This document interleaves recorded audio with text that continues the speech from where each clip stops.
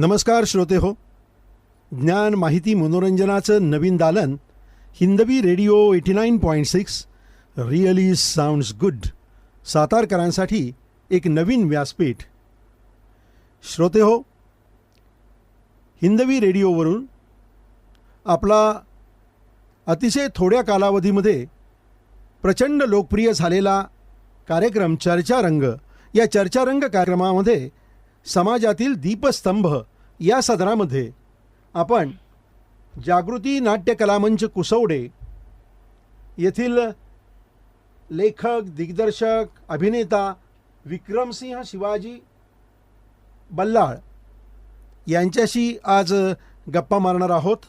त्यांनी आत्ता सातारा शाहू कला मंदिर इथं ज्या महाराष्ट्र राज्य मराठी नाट्य स्पर्धा 2023-24 या सुरू झालेल्या आहेत, त्याच्यामध्ये दिनांक 24 नोव्हेंबर 2023 रोजी आम्ही दोघेच राहायचो घरात हे नाटक सादर केलेलं आहे. आणि बल्लाळ सर हे फार पूर्वीपासून नाटकाच्या संदर्भात अनेक ॲक्टिव्हिटीज हे करत आलेले आहेत, ज्याच्यामध्ये लेखन असेल, दिग्दर्शन असेल, प्रमुख भूमिका असतील, इतर तांत्रिक बाबी असतील, या सगळ्यामध्ये त्यांचं अतिशय मोठं काम आहे आणि ते त्यामध्ये तज्ज्ञ आहेत. अशा हरहुन्नरी कलावंत व्यक्तीशी आज आपण आपल्या चर्चारंग या कार्यक्रमामध्ये गप्पा मारणार आहोत. तर सर्वात प्रथम मी विक्रमसिंह बल्लाळ सर यांचं आपल्या हिंदवी रेडिओ 89.6 याच्या स्टुडिओमध्ये स्वागत करतो. नमस्कार सर. नमस्कार. सर, काल तुमचं नाटक आपण बघितलं, आम्ही दोघेच राहायचो घरात.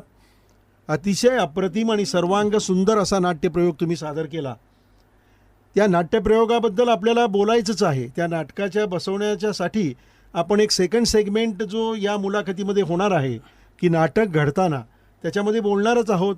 त्यामधल्या कलाकारांशी बोलायचं आहे. तुम्ही त्यातमध्ये प्रमुख भूमिका केलेली होती.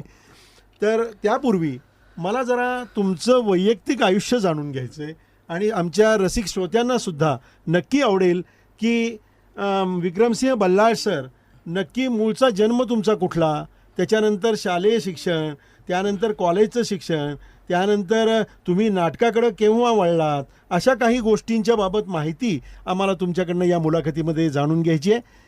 तर बल्लाळ सर, सगळ्यात सुरुवातीला मी तुम्हाला हेच विचारतो की सर, तुमचा जन्म कुठला? नमस्कार सर्वांना. माझा जन्म कुसवडे, तालुका, जिल्हा सातारा, म्हणजे ग्रामीणच भाग आहे. तिथं जन्म झाला आणि प्राथमिक शिक्षणही तिथंच झालं. अगदी 1ली ते 7वीपर्यंतचं शिक्षण त्याच गावामध्ये झालं. मी जेव्हा मराठी शाळेमध्ये होतो त्यावेळी आमच्या गावामध्ये हायस्कूल नव्हतं. मग आमच्या शेजारीच गाव आहे शेरेवाडी म्हणून. तिथं आम्ही 8वी ते 10वी असं 3 वर्ष 2-3 किलोमीटर चालत जाऊन हायस्कूलचं शिक्षण घेतलं. म्हणजे आत्ता 8वी, 9वी, 10वी असं 3 वर्ष तिकडं शिक्षण घेतलं. त्यानंतर 11वीला मी सातारमध्ये छत्रपती शिवाजी महाविद्यालय सातारा इकडे ॲडमिशन घेतलं आणि तेव्हापासून 11वीपासून पोस्ट ग्रॅज्युएशन मी तिथंच पूर्ण केलं, शिवाजी कॉलेजमध्ये. हो. आता तसं शिक्षणाचा हा जो सगळा प्रवास आहे तो म्हणजे खडतरच होता सगळा. अगदी, कारण तुमचा भाग डोंगराळ असेल आणि ते डोंगर वाटा तुडवत जायचं शाळेला. तिथून पुन्हा साताऱ्यामध्ये आल्यानंतर थोडंसं तुम्हाला सुसह्य झाला असेल, परंतु मला वाटतं 10वी पर्यंतचं शिक्षण हे सगळं गावाच्या भागात करताना अनेक अडचणींना सामोरं जावं लागतं. हो, नक्कीच फारच अडचणी.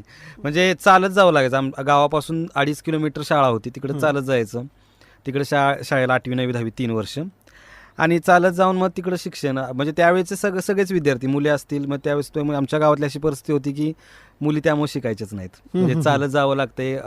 मध्ये पूल वगैरे अशा गोष्टी, पाऊस किंवा वातावरण, त्यावेळेस पाऊस जास्त पडायचा किंवा काय, त्यामुळे शिकायचे नाहीत. मग मुलं जे शिकायची ते तिकडं जावं लागायचं. म्हणजे खडतरच शिक्षणाचा विषय होता. असं. बरोबर. मग त्याच्या पुढं तुम्ही शिवाजी कॉलेजमध्ये आल्यानंतर 11वी 12वी तिथं केलं, ते पोस्ट ग्रॅज्युएशन पर्यंत तिथंच केलं आणि आता सध्या तुम्ही शिक्षक म्हणून कार्यरत आहात. कुठल्या शाळेमध्ये? आता मी म्हणजे Shri Janaimale social and educational foundation संचलित म्हणजे कोडोलीतली शिक्षण संस्था आहे. हं. त्याचीच एक शाखा आहे कुसवडीमध्ये. माझ्या गावामध्येच हायस्कूलमध्ये मी शिक्षक आहे बर तिथं. हो. कितवीच्या विद्यार्थ्यांना 8वी 9वी 10वी 3 वर्षाच्या शिक्षक. बर, 3 बर, वर्ष. बर. हो. बरं बरं. तुमचा विषय कुठला? माझं शिक्षण MA BEd झालेलं आहे. म्हणजे भूगोल मेन सब्जेक्ट होता पोस्ट ग्रॅज्युएशनला. बर आणि ते BEdमध्ये मेथड वगैरे विषय असतो. हां मग भूगोल हिंदी असे 2 विषय मी शिकवतो आणि इतिहास म्हणजे सोशल सायन्स सामाजिक शास्त्र शिकवतो मी बरं बरं बरं. असं. हो. आणि मग कॉलेजमध्ये असताना तुमचा नाटकाकडे कसं काय मोर्चा वळला? आता नाटकाचा विषय म्हणजे कॉलेजमध्ये पासून खरं म्हणजे सुरुवात झाली, पण नाटकाची आवड ही मला लहानपणापासूनच म्हणजे आमच्या गावामध्ये म्हणजे अजून सुद्धा म्हणजे नाट्य परंपरा आहे. म्हणजे ग्रामीण भागामध्ये यात्रेमध्ये जशा पद्धतीने नाटक सादर केलं जातं, मग ते अगदी मी लहानपणापासून ते बघत आलेलो आहे. अगदी लहानपणापासून मग ते यात्रेला नाटक होतं कसं किंवा काय ह्या सगळ्या गोष्टी म्हणजे आवड अशी होतीच.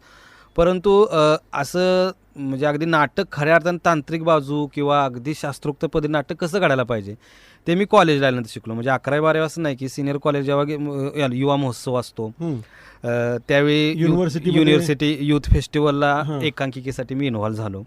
तेव्हा खऱ्या अर्थानं मग ग्रामीण नाटक आणि नाटक काय फरक आहे हा मला तिथं समजला खऱ्या अर्थानं असं. मग त्यावेळेस तिथं गुरु पण लाभले संतोष पाटील जे शिवाजी कॉलेजमध्ये एकांकिका वगैरे बसवायला असतात. तिथून खऱ्या अर्थानं नाटकाचा प्रवास सुरू झाला. बरं. हो. छान छान. श्रोते हो, आपण ऐकतोय विक्रमसिंह बल्लाळ सरांच्याकडनं त्यांचा जीवन प्रवास. आपल्या चर्चारंग यामध्ये समाजातील दीपस्तंभ या सदरामध्ये पुन्हा एकदा मी शेखर कुलकर्णी तुमचं ज्ञान माहिती मनोरंजनाचं नवीन दालन हिंदवी रेडिओ 89.6 रिअली साऊंड्स गुड सातारकरांसाठी एक नवीन व्यासपीठ याच्यामध्ये चर्चारंग या कार्यक्रमामध्ये स्वागत करतो. आपल्याबरोबर आज आपला जीवन प्रवास उलगडून दाखवत आहेत विक्रमसिंह बल्लाळ सर, जे कुसवड्याचे आहेत सातारा जिल्ह्यामधल्या. तर त्यांच्याशी आपण गप्पा मारतोय नाटक या विषयासंदर्भात. आता आपण बोलतोय त्यांच्याशी. संतोष पाटील हा जो हरहुन्नरी कलावंत साताऱ्यातला आहे ते विक्रम बल्लाळ सर यांचे गुरु आहेत त्या अर्थानं बघितलं तर नाटकाच्या संदर्भात. आणि खरोखर अतिशय अप्रतिम भूमिका करणारा कलावंत अशीच त्याची ख्याती आहे. हल्ली आता साताऱ्यातून गेलेला आणि संपूर्ण महाराष्ट्रभर ज्याचं नाव झालेलं आहे अशा अनेक मराठी सिरियल्समध्ये अत्यंत महत्त्वाच्या भूमिका करणारा असा हा सातारचा संतोष पाटील हा कलावंत आहे. त्याच्याकडून तुम्हाला यूथ फेस्टिवलच्या निमित्तानं असेल त्याचबरोबर इतर कॉम्पिटिशनच्या संदर्भात नाटकाच्या एकांकिकांच्या स्पर्धांच्या संदर्भात मार्गदर्शन मिळालेलं आहे. हो. त्यानंतर तुम्ही लेखनाकडे कसं काय वळलात? नाट्यलेखन हा कसा काय तुमचा विषय आवडीचा झाला? नाट्यलेखन विषय म्हणजे लिखाणाची आवड ही मला म्हणजे मी अगदी लहानपणापासून होते असं म्हटलं तरी काय. म्हणजे हायस्कूलमध्ये वगैरे म्हणजे लिहायचो, पण ते काय लिहितोय वगैरे असं मला माहीत नसायचं. आणखी नंतर मग असे छोटे छोटे प्रवेश लिहिणे का तर ते मी जसं मगाशी सांगितलं की गावामध्ये नाटक जे आमच्या व्हायचं मग ते म्हणजे असं मग ते काहीतरी म्हणजे ते प्रसंग कसे आहेत किंवा काय असं आवड झाली. आणि त्यानंतरनं मात्र मग मी असे छोटे छोटे कॉलेजमध्ये किंवा शाळेमध्ये असे इव्हेंट्स होतात तिथं लिहायला लागलो. पण ते असं म्हणजे एवढं व्यवस्थित होतं नव्हतं असं मला त्यावेळेचं काय माहीत नाही. पण म्हणजे असं तेव्हापासूनच लिखाणाला सुरुवात झाली. म्हणजे थोडक्यात असं की लहानपणापासूनच लिखाणाची आवड आहे असं. नाही मग त्यानंतर मोठी नाटकं किंवा एकांकिका या तुम्ही आत्तापर्यंत काय लिहिलेले आहेत? हो. हां, तर त्याबद्दल थोडी माहिती सांगा. लिखाणाच्या बाबतीमध्ये तसं अगदी सुरुवातीला की विषय असा होता की गावामध्ये देवी वगैरे बसतात तो विषय असतो. आणि बसूया आपण नाटक असं आमच्या गावामधला ग्रुप आहे. म्हणजे आमच्या ग्रुपची सुरुवातच थिएटरची झाली कशी बसूया असं झालं. आणि काय बसूया मग काहीतरी करूया. मग माझ्याकडे असं मी ते लिहिलेलं होतं. त्याचं नाव तर खरोखर बदलायला हवं असा तो विषय होता. विषय छान होता आणि ते मी पथनाट्या प्रमाणामध्ये ते लिहिलं होतं. म्हणजे असं नाटक, एकांकिका, 2 अंकी नाटक असल्या कुठल्या ते फॉर्मॅटमध्ये नव्हतं, पथनाट्य प्रकारातलं ते होतं. विषय असा होता शिवाजी महाराजांची विचारसरणी काय आहे आणि मंडळ कशा पद्धतीने शिवाजी महाराजांची जयंती साजरी करतात. तर ते मी लिहिलं होतं लोकांना. म्हणजे मी मुलांना सांगितलं, जो आमचा आत्ता सध्या ग्रुप ॲक्टिव्ह आहे नाटकामध्ये जागृती नाट्यकला मंच, त्यांना सगळ्यांना सांगितलं त्यांना तो आवडला, सगळ्यांनाच आवडला. मग आम्ही ते बसवायला घेतलं, ते बसवलं आणि त्याचे मग आमच्या गावामध्ये सुरुवातीला देवी सोहळ्यामध्ये आम्ही त्याचा प्रयोग केला. तो प्रयोग पथनाट्याप्रमाणेच फार छान झाला, अगदी उत्कृष्ट झाला. आणि त्यावेळी काही शेजारच्या गावची लोक ते बघायला आली होती. मग त्यांना ते आवडले. ते म्हणले हे तुम्ही आमच्या गावात पण करा. मग आम्ही ज्या ज्या गावामध्ये करू त्या त्या गावामध्ये आम्हाला ते प्रत्येक ठिकाणी करायला चान्स मिळाला. म्हणजे त्याचे प्रयोगावर प्रयोग व्हायला लागले. आणि ते पथनाट्य प्रकारातले आम्ही जवळपास आमच्या भागामध्ये किंवा अशा याच्यामध्ये 40-45 प्रयोग केले. अरे बापरे. हो, म्हणजे छोटी सुरुवात झालेली आणि आमच्या नाट्यसंस्थेत सुद्धा इथूनच सुरुवात झाली. माझ्या लेखनाची सुद्धा तिथूनच सुरुवात झाली आणि आमच्या नाट्यसंस्थेची सुद्धा तिथून, म्हणजे थोडक्यात आम्ही पथनाट्यातून सुरुवात केली आणि त्याचे भरपूर प्रयोग केले. जागृती नाट्यकला मंच कुसवडे हो याच तुमच्या संस्थेमार्फत पहिल्यांदा तुम्ही लिखाण केलं. हो, पहिल्यांदा हे काय ना एकांकिकेचं खरोखर बदलायला हवं. खरोखर बदलायला हवं. हा, ज्याच्यामध्ये महाराष्ट्राचा स्वाभिमान असणारा छत्रपती शिवराय यांच्या विचारांवर आधारित ते एकांकिका, स्ट्रीट प्ले किंवा काय पथनाट्य या स्वरूपात तुम्ही सादर केलेलं होतं. त्यानंतर पुढं त्याचा प्रयोग झाले. मग मला थोडं असं वाटायला लागलं की आपण लिहितोय, म्हणजे लिहू शकतो. आणि कॉलेजमध्ये होतो, वाचनाची आवड होतीच, वाचन कंटिन्यू सुरू होतंच. मग मी नाटक लिहिलं ज्याचं नाव फ्रेंड्स फॉर एव्हर म्हणून होतं. 2 अंकी नाटक होतं. मग ते सुरुवातीला असं कॉमेडी काहीतरी असावं, विनोदी असावं काहीतरी, असं त्याच्यावर भर होता म्हणून ते लिहिलं. त्याचा सुद्धा हाच प्रकार झाला. म्हणजे आम्ही, म्हणजे जेव्हापासून आमची खरोखर बदलायला हवायला सुरुवात झाली, आम्ही म्हणजे थांबलोच नाही. तेव्हापासून आजपर्यंत थांबलोच नाही. फ्रेंड्स फॉर एव्हर लिहिलं, त्याचे सुद्धा प्रयोग केले. तो पहिल्यांदा मग काय गावच्या यात्रेमध्ये केलं. आता त्याचा विषय असा झाला, यात्रेमध्ये केलं आम्ही, ते सुद्धा लोकांना फार आवडलं. फार म्हणजे इतकं आवडलं की ते चांगलंच झालं होतं. नंतर मग त्याचे सुद्धा आम्ही बाहेर प्रयोग केले. आणि त्यावेळेसच आम्हाला पहिल्यांदाच असं कळालं की गोंदवलेमध्ये नाट्य महोत्सव होतो, तिथं पण आपण जाऊया, कारण की सगळ्या कलाकारांची चांगली सगळी भट्टी जमली होती. मग तिकडे पण जाऊया. मग आम्ही ते नाटक घेऊन तिकडे गेलो. बाहेर जाण्याचा, बाहेर प्रयोग करण्याचा तो पहिलाच अनुभव होता. म्हणजे माझा एकांकिकेच्या माध्यमातून होताच, म्हणजे कॉलेजमध्ये मी एकांकिका स्पर्धा सरांबरोबर केल्या होत्याच. बाकी आमच्या ग्रुपचा सगळ्यांचा ग्रुपमधल्यांचा एकत्र होता. जाऊया म्हटलं. तिथं सुद्धा फार उत्तम प्रयोग झाला आणि तिथं सुद्धा आम्हाला सांघिक 3रा क्रमांक मिळाला. अरे वा. हो, म्हणजे पहिल्या नाटकालाच बक्षिसापासून सुरुवात झाली तुमची. आणि मग तेव्हापासून मग आणि त्याचे मग ते नाटक सुद्धा अगदी मग त्याचे पण आम्ही प्रयोग केले. मग प्रयोग व्हायला लागले. आम्ही अगदी शाहू कला मंदिरला सुद्धा त्याचा प्रयोग लावला होता. आम्ही आमच्या ह्याच्यावरच लावला, त्याला सुद्धा उत्स्फूर्त प्रतिसाद मिळाला. म्हणजे असे त्याचे पण साधारणतः 20-22 वगैरे प्रयोग आम्ही केले. कंटिन्यू प्रयोग त्याचे चालू होते. आणि मग नंतर मग आमच्या लक्षात आलं की राज्यनाट्य स्पर्धा, म्हणजे मला माहित होतं पण मग म्हटलं आपण राज्यनाट्य स्पर्धेला उतरूया का. आम्ही सगळ्यांनी आमच्या संस्थेच्या सगळ्या कलाकारांनी विचार केला.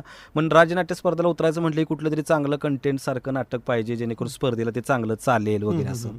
मग माझ्याकडे एक विषय होता जो माझ्या डोक्यात बरेच दिवस झालं चालू होता की आपण असं काहीतरी लिहायला पाहिजे.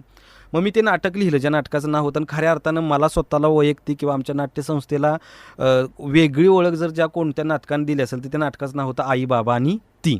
जे नाटक मी ते लिहिलं आणि जे आम्ही पहिल्यांदाच राज्यनाट्य स्पर्धेला ते सादर केलं. आता ते नाटक सादर केल्यानंतर जसं पुढच्या वर्षी केलं होतं, मग अगोदर आम्ही ते गोंदवल्यामध्येच सादर केलं. म्हणजे फ्रेंड्स फॉर एव्हर हे पहिलं नाटक पहिल्या वर्षी सादर झालं होतं. दुसऱ्या वर्षी लगेच आम्ही दुसऱ्या वर्षी आईबाबांनी ते तिथे सादर केलं. पहिल्या वर्षी आमचा 3रा क्रमांक आला होता, दुसऱ्या वर्षी आमचा 2रा क्रमांक आला आईबाबा नीतीचा. आणि तेच नाटक आम्ही राज्यनाट्य स्पर्धेसाठी सादर केलं. साहजिकच राज्यनाट्य स्पर्धेला आम्ही त्यावेळी सांगली केंद्रावर सादर केलं होतं. सांगलीमध्येच प्रयोग झाला, चांगला प्रयोग झाला. सांघिक असं बक्षीस काही नाही, परंतु स्त्री अभिनयाचं प्रमाणपत्र मिळालं त्या नाटकासाठी. नाही, पण त्याचं परीक्षण मी वाचलेलं आहे त्यावेळेचं आलेलं. तर ते परीक्षण तर फारच अप्रतिम लिहिलेलं आहे. म्हणजे त्यानुसार अंदाज येतो की काय नक्की तुमचा प्रयोग झालेला असणार आहे. त्या ठिकाणी प्रयोग खूपच छान झालेला असणार आहे. सांगली मिरज या भागामध्ये सुद्धा तिथले लोकल काही संघ आहेत किंवा तिथून सातारसारखे कनेक्टेड जे काही संघ आहेत ते खूप चांगली नाटकं करतात. आम्ही सुद्धा बऱ्याच वेळेला केलेलं आहे. अलीकडच्या काळामध्ये राहिले दूर घर माझे, तिथली शाहू कला अकादमी जी आहे त्यांच्या मार्फत आम्ही केलं होतं. मी त्याच्यामध्ये प्रमुख भूमिका केलेली होती. नाटकाचा प्रयोग अतिशय अप्रतिम झाला, पण फक्त त्याच्यामध्ये अभिनयाचं स्त्री भूमिका, जी माझ्या पत्नीची भूमिका केलेली होती, जी आमची दिग्दर्शिका होती, तर तिला बक्षीस मिळालेलं होतं. बाकी कुठली बक्षिसं नव्हती मिळाली. पण त्याचं नेपथ्य, त्याचं लाईट्स त्याच्यामध्ये करणार सर्व पात्रांच्या भूमिका हा. दिग्दर्शन हे इतकं अप्रतिम झालेलं होतं. म्हणजे तिथल्या जाणकार रसिकांनी ज्यांनी ते नाटक बघितलं हा. होतं त्यांच्या म्हणण्यानुसार आणि त्याचं जे परीक्षण आलेली होती त्यानुसार आपल्याला वाटतंय की प्रयोग चांगले होतात. हो. पण बऱ्याच वेळेला तिथं कॉम्पिटिशन खूप मोठी मोठं असते असतं, हो. आणि त्यामुळं प्रत्येकाला त्याच्या मनाप्रमाणेच बक्षीस मिळेल असं सांगता येत नाही. बरोबर. ठीक आहे, हरकत नाही. यामधले कलावंत निवडताना हे कसे काय निवडले? का आपला हे उपलब्ध आहेत आपल्याला कलाकार, आपल्याला याच्यामध्येच नाटक करायचंय काय तुमचा यांच्याबद्दलचा अनुभव काय होता? सहकलाकार जे तुमचे हा. आहेत. कलाकार निवडीचा असा विषय होता की नेहाचं पात्र करणारी पायल, जिच्याबरोबर मी आईबाबांनी ती जे मी सांगितलं नाटक होतं ती तिनं केलं होतं.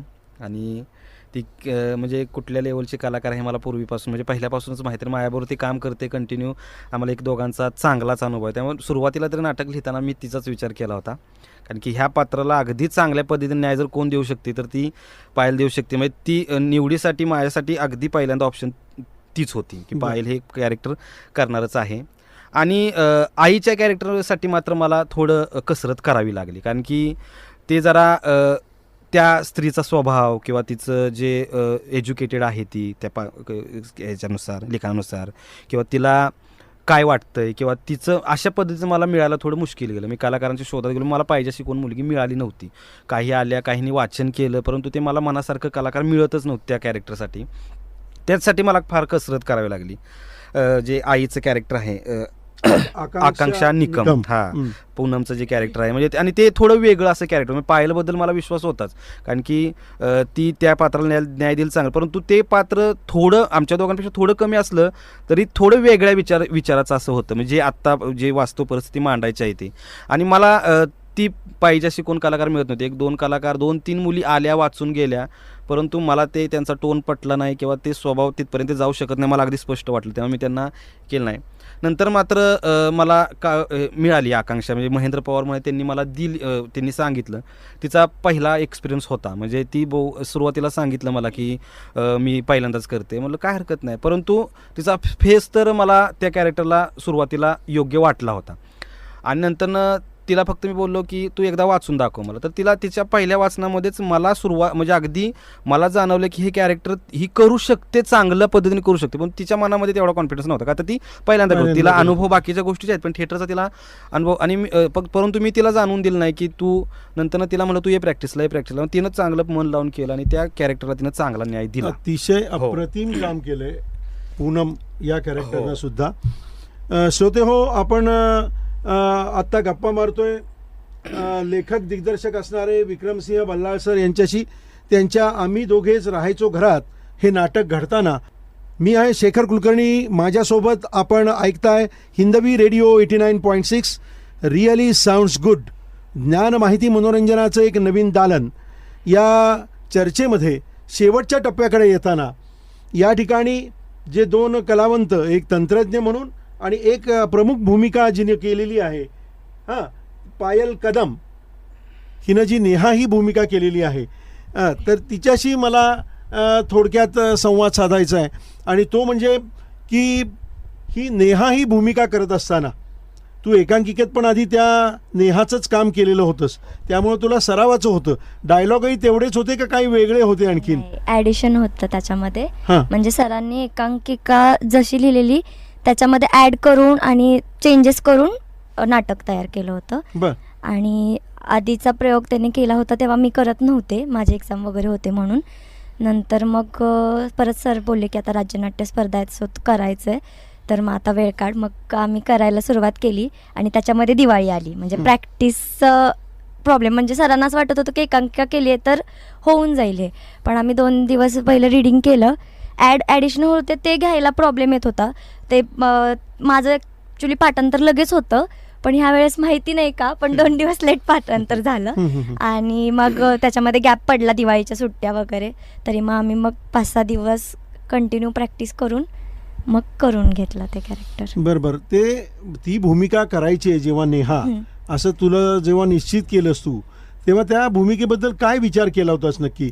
असं असतं बऱ्याच वेळेला की दैनंदिन जीवनामध्ये आपण जे जीवन जगत असतो त्यामध्ये आई बापाचं रिलेशन जे आहे आपलं, हां. शक्यतो असं म्हणतात की मुलगी बापाच्या जास्त जवळ असते. हा, आणि तेच रिलेशन तुला इथं मुलगी आणि बाप याचं दाखवायचंय. तर त्यावेळेला त्या भूमिकेच्या बद्दल तू काय विचार केलेला होतास? त्या भूमिकेचा विचार मी ॲक्च्युली एकांकिकेच्या वेळेसच केला होता. तेव्हा एवढं स्पष्ट नव्हतं ते, म्हणजे अगदी शॉर्टमध्ये मांडलं होतं आम्ही ते तेव्हा. पण तेव्हाच मी हा विचार केला होता की ॲक्च्युली बाप आणि लेकीचं नातं कसं असू शकतं.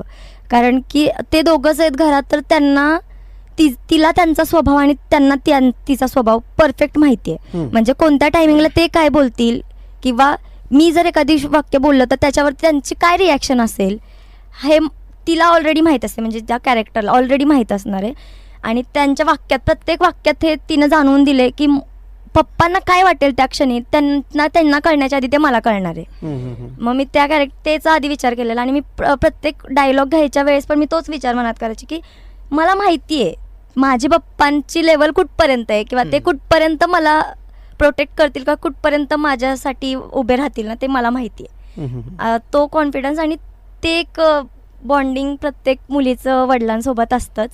तर ते घेऊन मी कॅरेक्टरचा विचार केला नाही, होता. फार अप्रतिम भूमिका केलेली आहेस तू. Thank you, आणि sir. त्याच्यामध्ये प्रामुख्यानं मी त्याचं एक समीक्षण पण केलंय. त्याच्यामध्ये पण असं म्हणलंय की आपल्या बापाला त्याची आई होऊन तळहाताच्या फोडाप्रमाणे जपणारी अशी ती नेहा आहे. Thank you sir. हा, तर फार अप्रतिम रोल झालाय.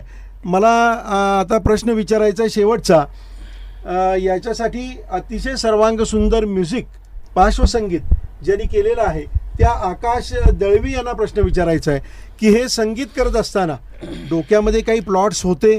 नाटक एकांकिका तू बघितलेलीच होतीस, पण नाटक करत असताना की बाबा आपल्याला या ठिकाणी या प्रकारचं म्युझिक वापरायचं आहे, या ठिकाणी ते अप्रतिम तू गाण्याचा जो वापर केलेला आहेस बाबा, हां, तर ते हे गाणं वापरायचं आहे, याच्याबद्दलचा आधी काही विचार केला होता का? सगळं बल्लाळ सरांनीच तुला सांगितलं होतं की आपल्याला हे करायचं आहे?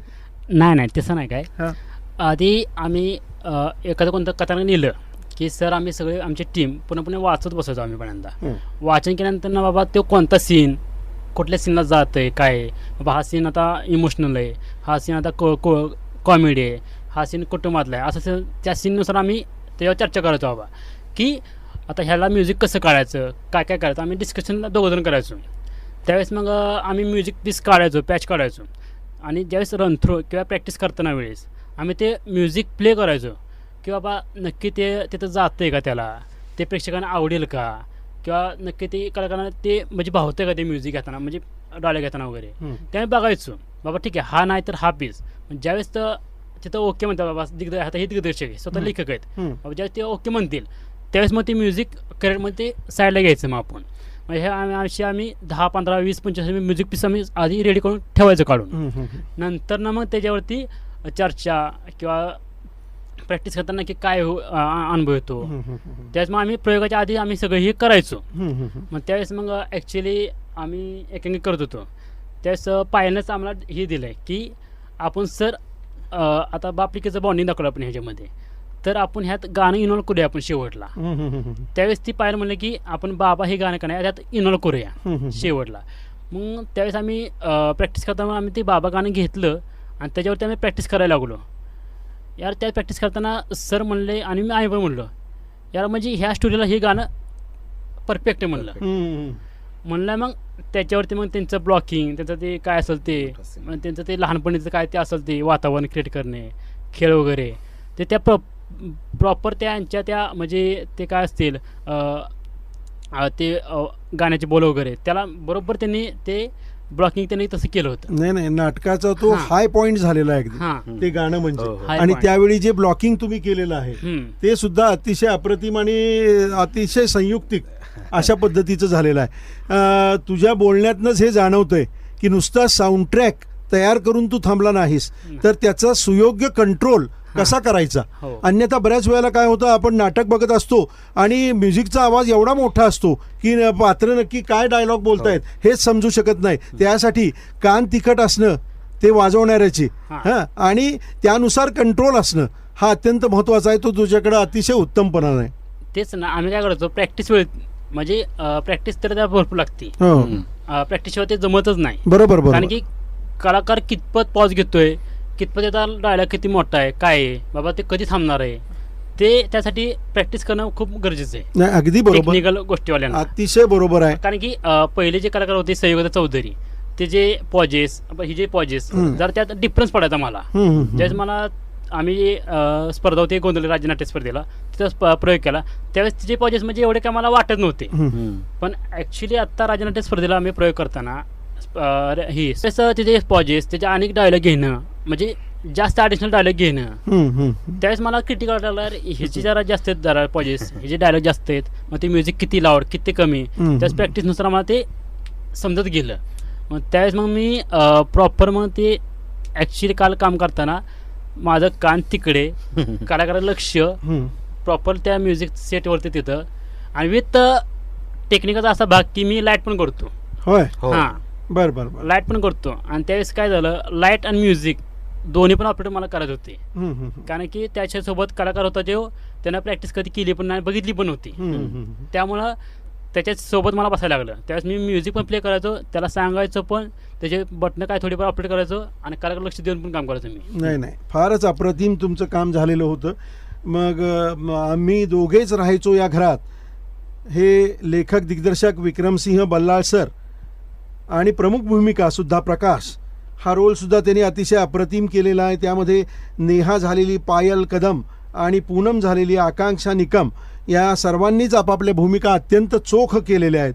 त्याचबरोबर याचे ज्या तांत्रिक बाजू आहेत, संगीत, जसं आत्ता आकाशनं आपल्याला माहिती दिली, त्याचबरोबरीनं नेपथ्य असेल, प्रकाशयोजना असेल, वेशभूषा, रंगभूषा, ही सर्वच तांत्रिक बाबी या अत्यंत पूरक झालेल्या आहेत. एखाद्या कमर्शियलला लाजवेल अशा प्रकारचा हा प्रयोग झालेला आहे. आणि सरांना मी नक्की सांगू शकतो की या नाटकाचे जास्तीत जास्त प्रयोग करा, तुम्ही एक दुसरा कलाकार तयार करा, आणि त्रयस्थ बनून केवळ दिग्दर्शकाच्या भूमिकेमध्ये तुम्ही जा, आणि हे नाटक कमर्शियलला नक्की चांगल्या प्रकारे यश मिळवेल असं मी तुम्हाला खात्री देतो.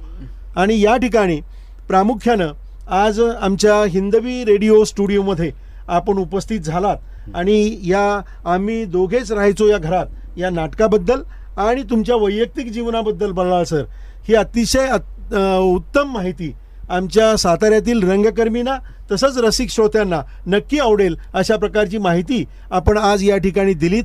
मी सगळ्यांचे पुन्हा एकदा आमच्या हिंदवी रेडिओ हिंदवी परिवारातर्फे फार मोठ्या स्वरूपामध्ये मनस्वी आभार मानतो. आणि या पुढच्या कालावधीमध्ये जसं आपण लहान विद्यार्थ्यांसाठी काम करताय, तसंच नाटकाच्या संदर्भात सुद्धा काही काम करताय, तर त्या संदर्भात आपण आमच्या हिंदवी रेडिओशी कनेक्टेड राहा. या पुढच्या काळात देखील आपण वेगवेगळ्या प्रकारचे कार्यक्रम हे आमच्या रेडिओवर नक्कीच करूया. या ठिकाणी आपण आलात याबद्दल पुन्हा एकदा आपले आभार मानतो, आणि आजची ही मुलाखत या ठिकाणी आपण संपवतोय आमच्या चर्चा रंग या कार्यक्रमामधली. तेव्हा रसिक श्रोते हो, ज्ञान माहिती मनोरंजनाचं नवीन दालन हिंदवी रेडिओ 89.6 रिअली साऊंड्स गुड, सातारकरांसाठी जे नवीन व्यासपीठ आपण निर्माण करतोय, त्याच्यामधल्या चर्चारंग कार्यक्रमामध्ये आज आपण लेखक दिग्दर्शक असणारे विक्रमसिंह शिवाजी बल्लाळ सर, त्याचबरोबर नेहा म्हणून जिनं नाटकामध्ये या काम केलेलं होतं ती पायल कदम, आणि याचं संगीत अतिशय अप्रतिमपणानं केलेले आकाश दळवी यांच्याशी गप्पा मारलेल्या आहेत.